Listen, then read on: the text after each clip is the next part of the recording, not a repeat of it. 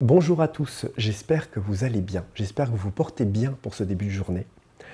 Moi, je viens juste de rentrer d'un long voyage, puisque je suis parti plus de 3 mois en Inde et en Asie avec ma famille, dans lequel j'ai organisé au passage un voyage pour quelques dizaines de personnes, voilà, dans le sud de l'Inde, dans les endroits de lieux sacrés du sud de l'Inde, mais je pense qu'on aura l'occasion, du moins j'aurai l'occasion de vous en reparler.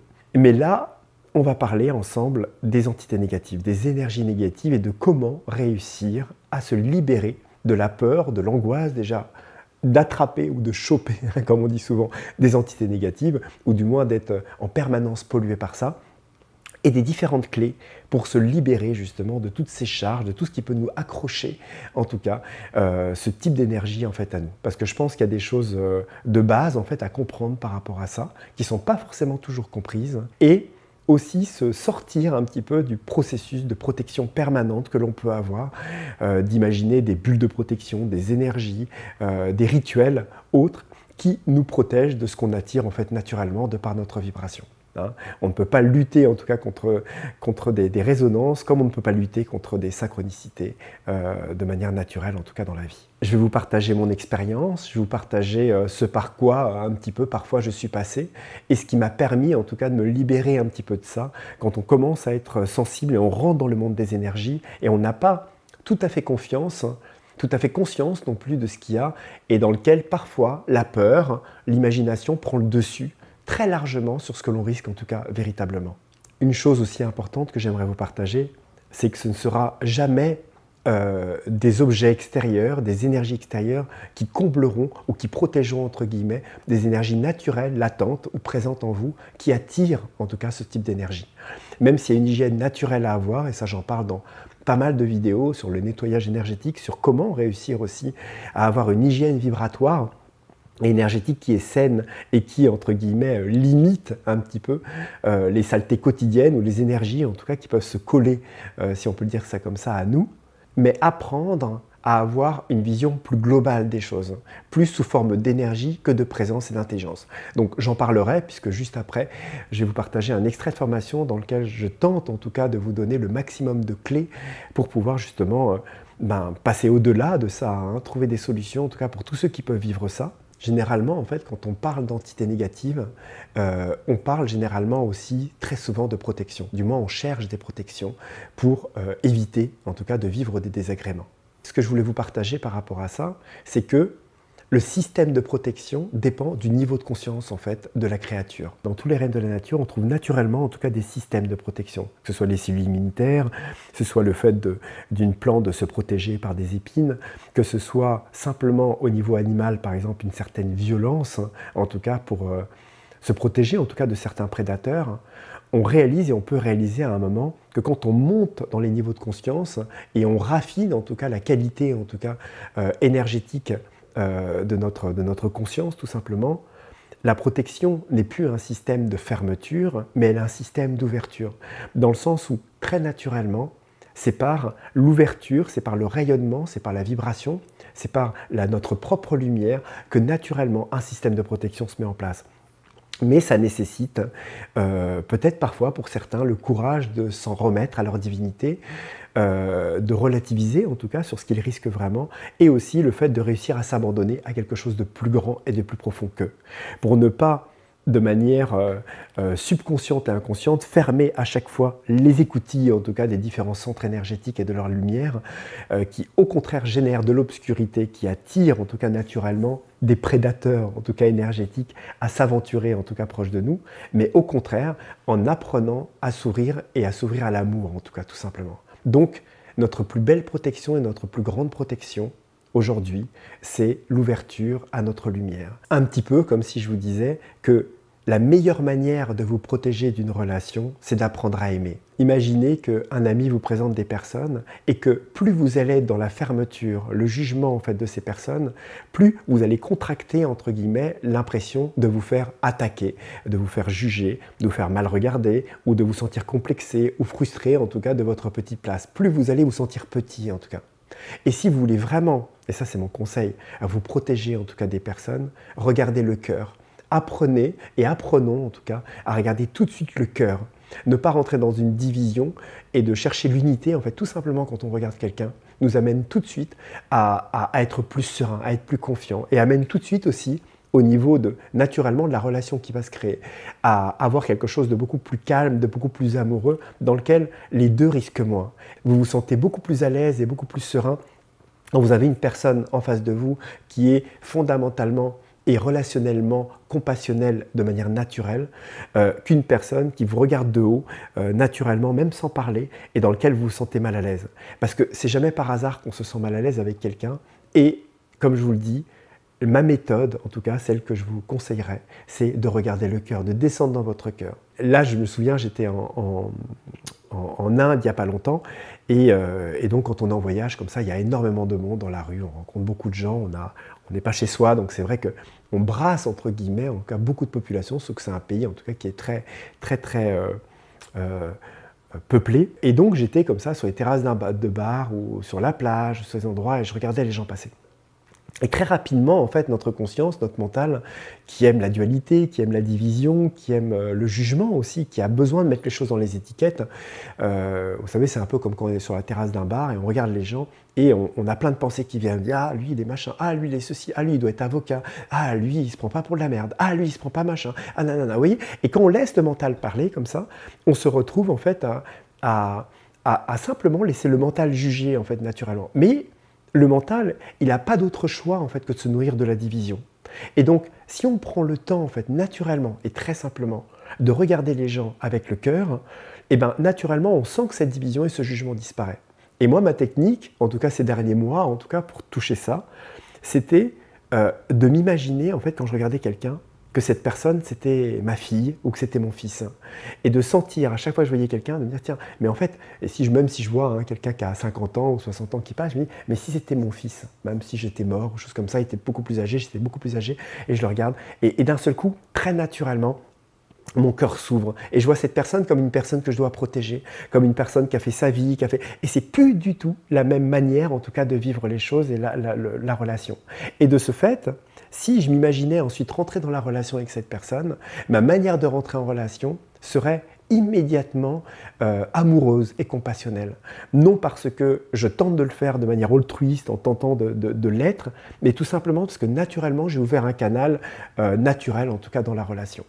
Et la chose, c'est que si on fait la même chose avec soi-même, avec le divin, c'est qu'on apprend naturellement à ouvrir notre cœur, à rentrer dans quelque chose, ou même avec la vie, la vision que l'on a du monde des énergies, la vision qu'on a de la nature et des êtres qui nous entourent, et bien naturellement, il y a une lumière en tout cas qui se crée, une parcelle et des éclaircies qui pénètrent en tout cas les corps, qui s'infusent de l'intérieur vers l'extérieur et qui nous amènent à moins attirer de négativité.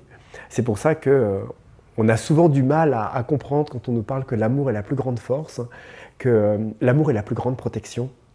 Et pourtant, c'est vrai. C'est ça qui est extraordinaire, en tout cas, dans la vie. Mais sur ce, je vais vous laisser visionner cette vidéo. Vous allez voir, il y a de nombreuses clés. N'hésitez pas à la regarder jusqu'au bout, car je vous explique aussi mon expérience. Et pour tous ceux qui, parfois, ne peuvent pas être présents pour les formations ou les séminaires, j'espère en tout cas que tous ces partages peuvent vous aider à mieux comprendre ce monde et à avoir des clés pour vivre plus sereinement, en tout cas, votre quotidien.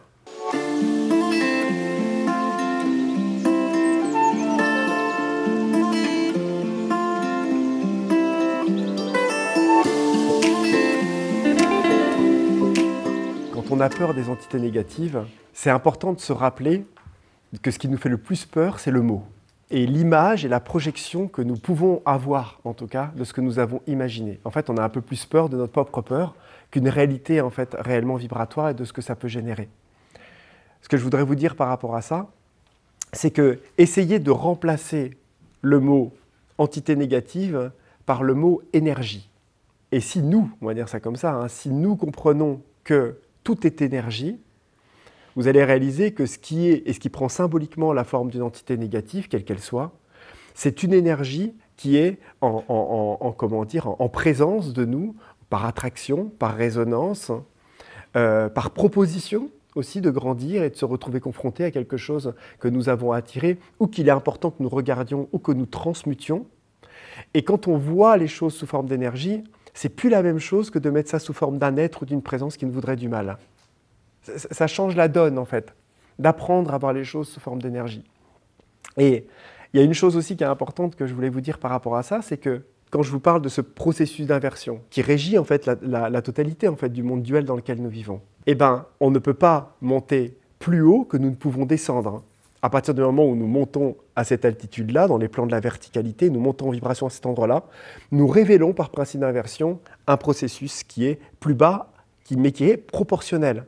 De la même manière, je vous ai toujours dit, à partir du moment où nous générons un plaisir ou une jouissance, je ne sais pas moi, d'un gâteau ou de quelque chose que nous sommes en train de manger, se crée en même temps le principe inverse de la frustration de le perdre ou de la frustration que le gâteau tombe par terre, par exemple. La frustration ne sera pas plus forte que le plaisir qui a été engendré de l'avoir. C'est pour ça que si on vous donne un gâteau, que vous en foutez complètement, s'il tombe par terre, c'est pas grave. Mais s'il n'y avait que ça, vous avez attendu toute la journée pour avoir ce gâteau, à partir du moment où il va tomber par terre, la frustration va être proportionnelle, mais pas plus grande. Hein. Il y a vraiment des principes en fait, qui s'accompagnent en fait, sur une ligne directrice qui est, on pourrait dire, la neutralité. Et ben, au niveau des entités, c'est exactement la même chose. C'est-à-dire qu'à un certain niveau, nous ne pouvons pas être confrontés à une ombre quelle qu'elle soit, à une énergie ou une présence, disons-le comme ça, qui soit plus forte, plus intensément négative que la lumière que nous portons.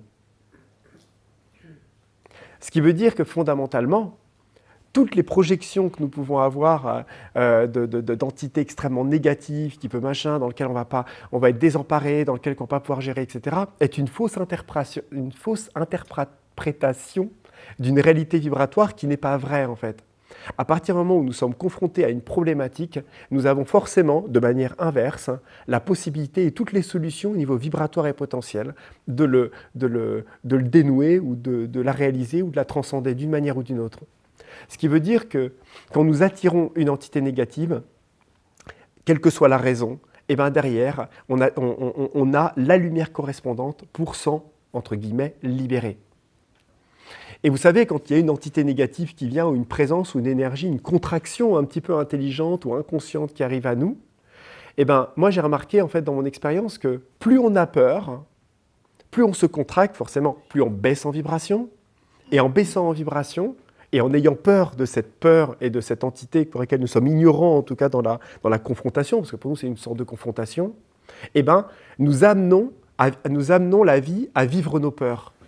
Parce que nous avons besoin de l'expérimenter. Et quand on a besoin d'expérimenter quelque chose, parce qu'on en a peur, parce qu'on est encore inconscient sur comment on va réagir, ce qu'on a besoin de comprendre ou besoin d'apprendre, eh ben, automatiquement, la vie va nous amener à le vivre pour en tirer les choses, pour le dépasser, pour le transcender, et ainsi de suite, et ainsi de suite.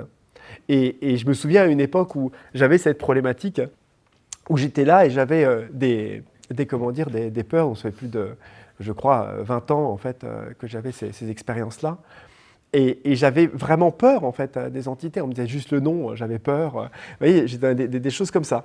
Et je me souviens, j'attirais en fait les entités négatives. Et puis bon, j'étais dans une phase d'expérimentation un petit peu de toutes ces énergies. Et un jour, au-delà d'une expérience qui m'est arrivée, qui m'a permis de passer à travers, on va dire ça comme ça, je me suis aussi rendu compte d'une autre chose beaucoup plus subtile. C'est-à-dire que j'avais envie profondément dans mon cœur de l'expérimenter. Non, mais c'est hyper important ce que je dis. Ça paraît très très bête comme ça. Mais en fait, en regardant vraiment, je me rendais compte qu'il y avait quelque chose en moi qui avait envie de l'expérimenter et qui avait envie d'être confronté à une certaine intensité à cette problématique-là, avait envie de choper des entités, de machin, de trucs. Il y avait quelque chose qui avait besoin de ça parce qu'il y avait des enseignements, des expériences qui me manquaient, hein, sans doute, de manière vraiment subconsciente et inconsciente, en tout cas, sur ce phénomène-là. Et le jour où je me suis vraiment rendu compte de ça, et à un moment j'ai dit, mais est-ce qu'en fait j'en ai vraiment envie ? Il y a une entité qui arrive, un truc comme ça. Est-ce qu'en fait j'ai vraiment envie de me retrouver dans la situation où je me fais plomber et patati tatata, et à un moment je me dis, ben non, en fait j'ai pas envie, j'ai vécu ce que j'avais à vivre, j'ai pas envie. Zoom, le truc qui part. Vous voyez, ça paraît étrange. Mais la chose, c'est que cette expérience-là, de me dire ça, est arrivée après le fait qu'à un moment, quand j'étais dans une situation difficile, eh ben, j'étais tellement paniqué et perturbé, en tout cas par ces énergies, que j'ai accepté d'y aller complètement. C'est-à-dire que j'ai accepté de le vivre complètement. Parce qu'une partie de moi attirait ça, parce que j'avais besoin de le vivre. Et au moment où je l'ai vécu complètement, Je ne sais pas si je vous l'avais raconté à certains. Au moment où j'ai accepté complètement de descendre, en tout cas, dans cette peur, parce qu'on est vraiment là dans une peur qui attire par résonance des êtres, eh ben, des êtres se sont présentés, des entités négatives, on va dire, se sont présentées, ces énergies qui ont pris comme symbolique toutes les horreurs, on va dire, de visages que je peux imaginer, assoiffés, du sang qui arrivait près de moi, etc. Et quand j'ai vu ça, et j'ai vraiment accepté d'y aller complètement, il y a quelque chose qui s'est éclairé en moi. Et au moment où d'un seul coup, ça a été même stupéfiant, enfin presque stupéfiant en fait, parce que c'est quelque chose que je n'avais pas du tout prévu. C'est-à-dire qu'au moment où j'ai accepté complètement de chuter et de m'abandonner complètement dans la négativité, d'un seul coup, il y a une lumière qui est arrivée, je les ai regardés, et j'ai eu pitié pour ces êtres. Quelque chose a généré un sentiment pas de dégoût et de peur, mais au contraire de compassion, complètement inopiné. Impromptu, la compassion. Pas du tout un altruisme volontaire. Non, non, c'est arrivé comme ça. Et quand ça a fait ça, pour la première fois de ma vie, il y a une petite lumière qui s'est allumée, qui ne s'est jamais éteinte et qui a fait que grandir, où d'un seul coup, j'ai vu ça. Et d'un seul coup, je ne me suis pas senti comme eux, je ne me suis pas senti en danger, je ne me suis pas senti perturbé. J'ai juste vu des êtres en souffrance, des déchets rendus vivants, des déchets intelligents, attirés en tout cas pour se nourrir en tout cas de mes propres peurs, de ma propre transpiration émotionnelle. Et quand j'ai réalisé ça, en même temps que j'ai vu ça, j'ai réalisé qu'il n'y avait aucune source de l'ombre. Vous entendez ce que je dis? C'est-à-dire que l'ombre n'a pas de source. Vous voyez, si on regarde le soleil qui tape sur notre corps, et on regarde ensuite notre ombre, elle est où la source de l'ombre? Oui, elle vient du soleil, certes. Le soleil traverse en fait notre corps, mais au-delà de ça, elle est où la source de l'ombre? Est-ce que l'ombre peut se déplacer toute seule et commencer à nous attaquer? Non, c'est nous-mêmes qui faisons bouger l'ombre.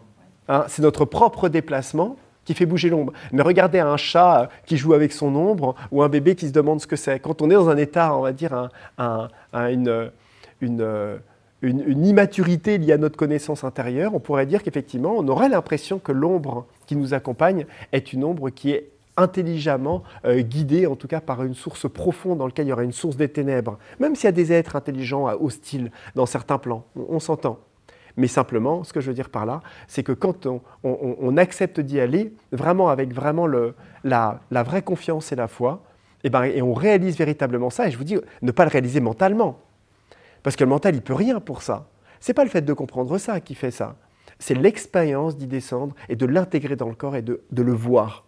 Et à partir de là, quand j'ai vécu cette expérience, zoom, les êtres sont partis immédiatement. Et ensuite, j'ai plus eu ces problèmes d'entité, de machin, de trucs. Et enfin, je pouvais parler, utiliser les mots démon, machin, etc. J'avais plus peur, en fait. Il y avait quelque chose qui était détendu, en fait, par rapport à ça. Et après, j'ai réalisé que si j'attirais des êtres, où il y avait quoi que ce soit qui arrivait, c'est que fondamentalement, à l'intérieur de moi, il y avait presque quelque chose qui le voulait, ou qui voulait le vivre, ou qui voulait se retrouver dans cette situation-là. Donc, pour anticiper le fait de me retrouver dans une situation comme ça, des fois, je descendais en moi, et je me disais, est-ce que tu as vraiment envie de vivre ça? Et ça, c'est intéressant, parce que ça, c'est pareil pour toutes les situations de notre vie, en fait. Parce que quand on regarde les situations dans lesquelles on va, c'est-à-dire, par exemple, même un échec de projet professionnel, parfois, on a besoin de vivre un échec pour se mettre en confiance par le fait que ça va nous réconforter dans le fait qu'un échec, c'est pas si grave. Donc, on va mettre en place l'envie de réussir quelque chose, mais en fait, derrière, de manière très subtile et subconsciente, on a comme l'envie de vivre l'expérience de l'échec. Et si on arrive à sentir ça et à prendre le temps de se poser par rapport à ça, ce qui est très étonnant, c'est qu'on peut véritablement dissoudre parfois les principes d'autosabotage sous-jacents à des projets, à des activités que l'on est en train de faire. Parce que ça permet de voir, quand on se pose vraiment la question, est-ce que j'ai envie de le vivre vraiment? Est-ce que cette situation qui est en train de m'arriver, là, le truc qui ne va pas, est-ce que ça, j'ai vraiment envie de le vivre? Et on va profondément se poser la question. On se la repose, on se la repose, on se la repose. Jusqu'à ce qu'à un moment, on tombe parfois sur un doute qui nous étonne. On se dit, mais c'est fou, en fait, je ne le veux pas tant que ça, ce truc-là. C'est bizarre que je tombe sur ce doute-là, parce que moi, je suis persuadé, pourtant, mentalement, d'avoir envie de réussir, de faire ça. Et puis là, en allant plus profondément, on tombe sur un truc qui n'est pas tout à fait clair, en fait. Pas si net que ça. On sent un doute, on sent un petit tremblement. Quelque chose qui serait même prêt à que ça ne réussisse pas. Et il faut aller investiguer ça. Et c'est intéressant parce que si vraiment on le touche et on y répond, et on trouve la capacité de répondre ça, et ben ensuite on peut peut-être en tout cas réussir à le transmuter, trouver les réponses en fait qui font que, et finir par dire non, non, non, non, là cette fois-ci j'ai vraiment envie de réussir. Et là, qu'est-ce qui se passe? On remet une intention, parce qu'il ne faut pas oublier que c'est l'intention première et la cause même de nos actions qui va générer la conséquence de ce qui va se manifester dans la matière. C'est l'énergie qui manifeste, on va dire, la matière, et pas la matière qui manifeste l'énergie. Soyez détendus pour ça, que vous ne pouvez pas attirer quelque chose qui ne soit pas à la hauteur de ce que vous pouvez vous-même réaliser. Et toute chose négative qui peut arriver à vous est toujours une suggestion, une proposition d'une contraction qui existe, liée à une affinité, une résonance un petit peu décalée, pour laquelle il nous est proposé de manière vibratoire même de pouvoir régler. Autrement, on ne les réglerait pas, les choses. Et s'il n'y avait même pas des situations négatives, pareil, négatives, on s'entend, ou des synchronicités un peu merdiques qui nous arrivent dans la vie, eh ben, on n'aurait pas l'opportunité de se poser les bonnes questions. C'est pareil. Prenez compte même presque que les synchronicités un petit peu problématiques, ce sont comme des entités aussi négatives, c'est la même chose, qui arrivent à nous pour nous montrer et nous permettre de réaliser certaines choses intérieures.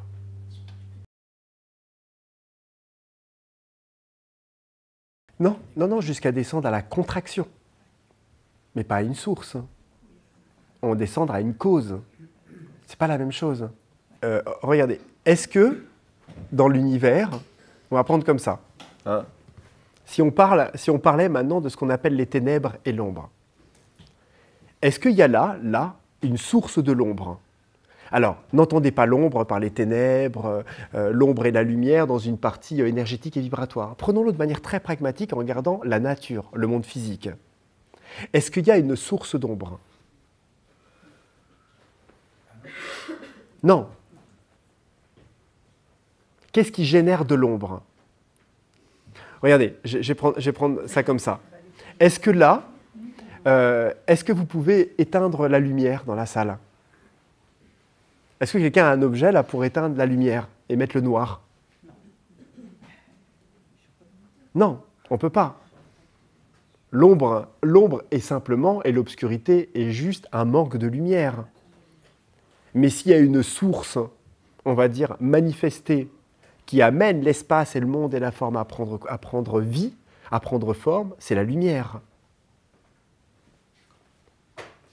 Et c'est grâce justement à la lumière que l'ombre existe. Autrement, il n'y aurait rien. C'est même pas de l'ombre. On ne peut même pas appeler ça de l'ombre. On ne peut parler d'ombre que si on parle de lumière. Comme nous pouvons parler de forme si nous parlons de l'espace. Nous ne pouvons appréhender la forme, vous voyez, la forme, que grâce à l'espace. Qu'est-ce qui me permet de voir que ce téléphone a cette taille-là? C'est l'espace. Donc nous appréhendons la forme grâce à l'espace. Et si j'arrive à voir la distance à laquelle vous êtes de moi, la forme que vous avez, c'est grâce à l'espace. Si on appréhende la salle telle qu'elle est, c'est grâce à l'espace. C'est l'espace qui donne corps, quelque part, aussi à la forme. Donc la forme est indissociable de l'espace. Mais l'espace est indissociable de la forme de la même manière. Parce que si la forme disparaît, et il n'y a plus aucune forme, absolument rien, est-ce que nous sommes capables d'appréhender l'espace? Ben non, puisque l'espace s'appréhende aussi grâce à la forme. Eh bien c'est la même chose, à un certain niveau. Vous voyez ce que je veux dire? Donc dans la manifestation, on a toujours deux principes. Et il y a toujours un principe qui engendre l'autre. Et là, c'est la lumière qui engendre l'ombre, par sa propre manifestation. C'est important en fait de le voir et de comprendre ce processus-là. Et vous voyez que dans le monde physique, on met une lumière, on allume la lumière, on crée des sources lumineuses, mais jamais nous ne créons des sources d'ombre. Nous obscurcissons la lumière pour générer de l'ombre. Ça veut dire tout simplement que la seule chose qui peut et qui nous amène à perdre confiance, à perdre foi, à tomber dans la négativité, c'est pas parce que nous nous relions à une source d'ombre, c'est parce que nous obscurcissons des espaces lumineux que nous sommes, notre divinité, par des constructions obscures qui génèrent des espaces d'ombre dans lesquels nos constructions finissent par nous coloniser. C'est tout. L'obscurité n'est pas le doute que notre lumière soit là, mais que nous avons construit des remparts, des barrières qui ont obscurci la lumière que nous sommes. Ce n'est pas la même chose. on ne sait pas ce que c'est que l'amour. On ne sait même pas ce que c'est que la lumière. Nous percevons la lumière par rapport à notre propre niveau de conscience. Aujourd'hui, c'est quoi la lumière? C'est nos yeux qui prennent la lumière. Donc nous interprétons et nous appréhendons la lumière grâce à nos sens. Mais on sait bien que nos sens sont limités à notre état de créature, d'être humain, avec nos qualités liées à nos sens. En Inde et dans d'autres pays, ils ont plein de mots pour dire de lumière. Il y a le nom pour dire la lumière mentale, la lumière vitale, la lumière du soleil, la lumière réfléchissante, la lumière du cœur. Nous, en français, on a, c'est pas comme le sanskrit, on n'a qu'un seul mot en fait. On a le mot lumière. Donc on dit de la lumière, du cœur, la lumière machin, on n'a qu'un seul mot. Alors que dans d'autres traditions, on a plusieurs mots pour donner cette qualité en fait de ce qu'est cette lumière sur différents plans. Mais fondamentalement, c'est pareil. Dans notre langue française, on n'a qu'un seul mot pour dire l'amour. Que ce soit l'amour d'un enfant, l'amour du divin, l'amour, voilà. Alors que dans d'autres traditions, non, ils ont plusieurs mots en fait pour définir cet amour. Et c'est pareil. Est-ce qu'on parle de la même chose quand vous et moi, on parle de l'amour? Pas forcément. Pas forcément. Puisqu'on a, la possibilité de comprendre le mot amour par rapport à notre niveau et notre expérience de l'amour. Comme je vous disais, il y en a qui ont un amour vital, un amour de dépendance affective, un amour dans lequel c'est toujours un peu quelque chose qui est lié au corps émotionnel. D'autres, ils ont un amour psychique, un amour amoureux, et ils réalisent pour la première fois l'amour psychique quand ils ont un enfant, par exemple. C'est-à-dire avoir un enfant, on réalise pour la première fois ce que c'est que d'aimer inconditionnellement, sans aucune raison. C'est plus fort que nous, il y a un amour extraordinaire qui arrive dans le cœur. Vous voyez? L'amour divin, qu'est-ce que c'est que l'amour divin? L'amour divin, on ne peut le comprendre que quand on réalise des espaces de Dieu et on le touche. Il y a quelque chose qui est plus qu'inconditionnel, c'est quelque chose qui est éternellement... il n'y a même pas de mots en fait, pour dire ce que c'est que l'amour de Dieu en fait, dans notre cœur. Vous voyez? Et ça devrait même presque porter un autre nom. Et tous ces amours-là, en définitive, sont infinis. Ils sont infinis. Mais vous avez vu que c'est notre niveau de conscience qui permet déjà de comprendre ça. Mais quand on voit des grands maîtres hein, sur cette terre qui nous parlent de l'amour du divin avec une vision encore plus grande, on ne peut pas réaliser forcément ce que leur niveau de conscience ont pu capter de ce qu'est cet amour. Quand on voit des êtres, comme je vous parlais de Swami Premananda, qui marche, qui fait fleurir des arbres en les touchant, et qui fait donner des fruits à des arbres en plein hiver et qui vous dit c'est juste l'amour en fait qui permet ça. Si vous aimez, vous pouvez tout faire. Et là, ça nous dépasse. On dit ah mon amour à moi il fait pas ça. C'est bizarre. On ne doit pas parler de la même chose. Vous voyez, on commence à déduire qu'on ne parle peut-être pas du même mot. Il y a autre chose, c'est plus profond. Donc là, on réalise peut-être qu'effectivement, il y a une autre profondeur, une autre chose plus profonde. Et comme disait Sri Aurobindo, si l'amour descendait sur cette terre, si l'amour tel qu'il disait, l'amour supramental descendait sur la terre, il serait tellement puissant, tellement fort, que la matière ne supporterait pas cette fréquence. Et toutes les cellules, les atomes exploseraient, la matière elle-même se déstructurerait et que ce ne serait pas possible. Et d'ailleurs, ce n'est pas possible. L'amour qu'il comprenait, qu'il voyait en fait dans ses expériences. Parce que nous ne sommes pas, tout simplement, nous ne sommes pas adaptés en tout cas à cette qualité encore amoureuse. La matière elle-même n'en est pas à une fréquence, à une ouverture qui permet à cette onde et à cette vibration d'amour de descendre. La matière est encore trop rigide, même nous, on n'est pas encore préparés. Nous nous préparons, nous sommes en évolution déjà d'accueillir, de s'aimer, d'accueillir d'aimer, déjà d'accueillir d'aimer l'autre, de commencer à toucher à des éclaircies d'une relation divine qui est honnête, qui est authentique. Alors faire descendre une lumière de monde spirituel et divin que nous ne connaissons pas encore, nos créatures sont sans doute pas encore prêtes. Et certains maîtres nous l'ont partagé, vous voyez? Donc ça nécessite d'assouplir les corps et d'assouplir la conscience pour toucher à ça.